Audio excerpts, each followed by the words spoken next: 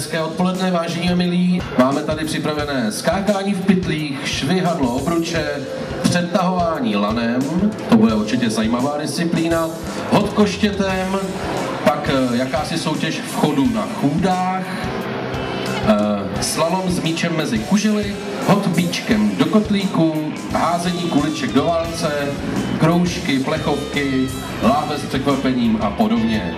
Máme připravený bohatý program, který bude následovat po soutěžích. Jenom tak pro vaši informaci, celým večerem vás budeme provázet společně s Lukášem, tak jak bývá tradicí. Viktor a Lukáš.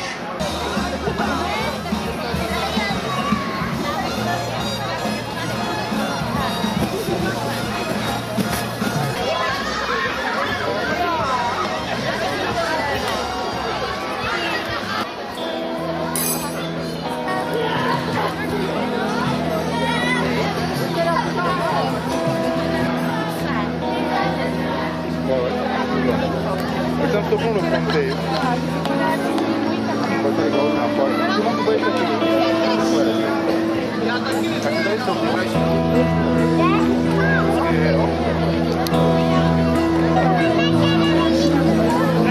V té záplavě světel, co vidím z okna,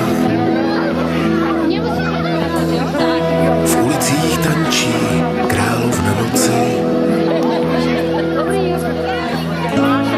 A tma mi přátelsky olízla čelo a říká pojď.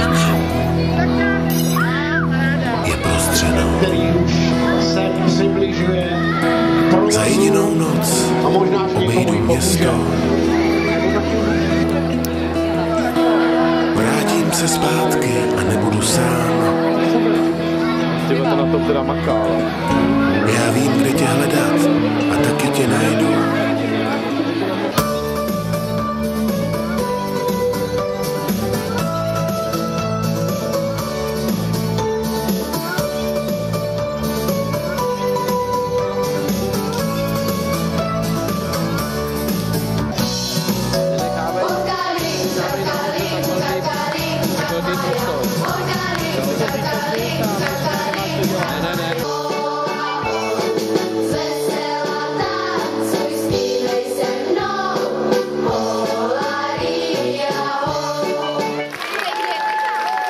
Tři, dva, jedna, teď! Zase fandíme, ne?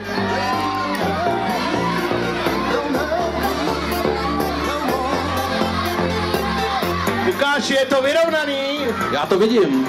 Je to napínavý. Pozor, někdo se tam válí. Zaberte. Jaký podvůdek? Já jsem nic neviděl. Sanitka už je na cestě, protože tančí tanečnice ve věku od 250 do 740 let.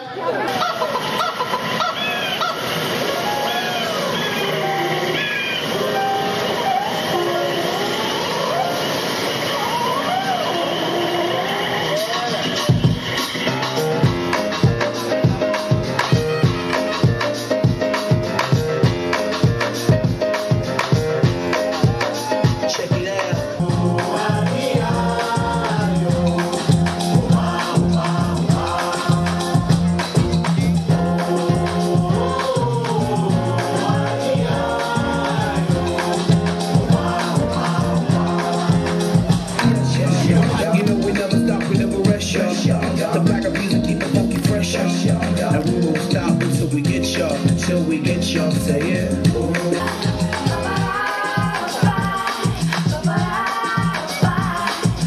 Sergio, play your piano.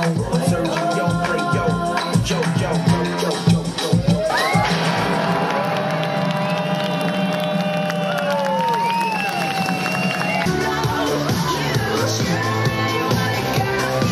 Čarodejnice.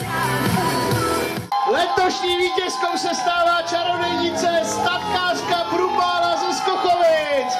Blahopřejeme a předáváme kroniku. Polibek. To je druhá vícemis Malá čarodejnice.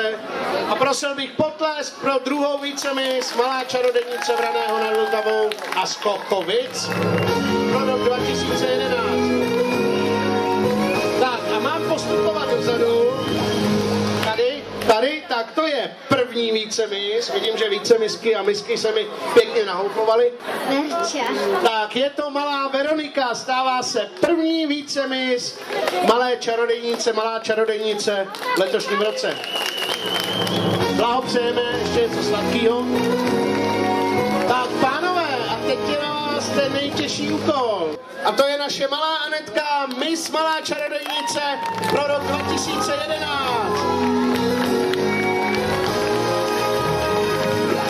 Druhá více šereda letošní čarodějnic 2011.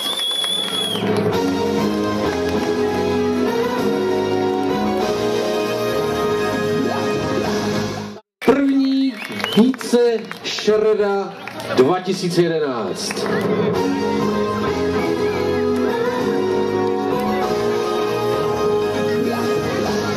Nejšereda 2011.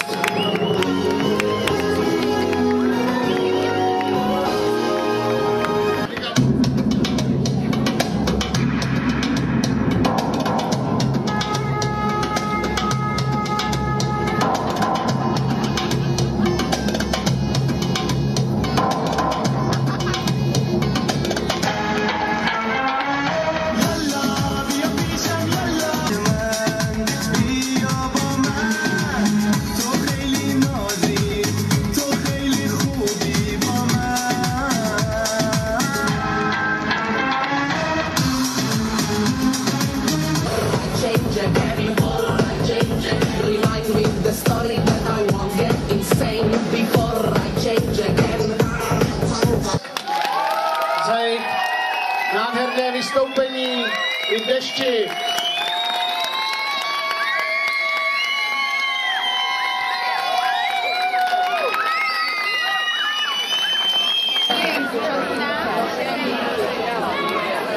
Já se v nich nevyznám, jak mám tu bundu, taky nepoznám. Asi možná, že jo.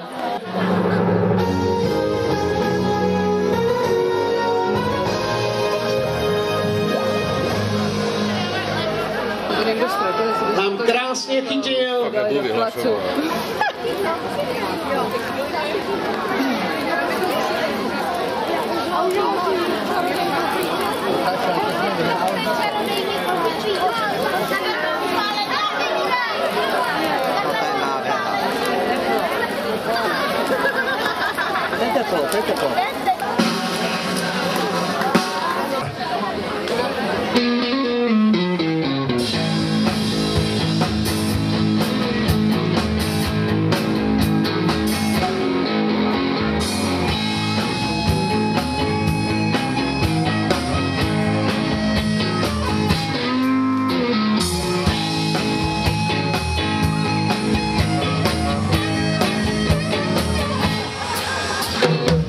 Pobledlá noc se opile potácí, přes prosklou písničku si notuje kránu.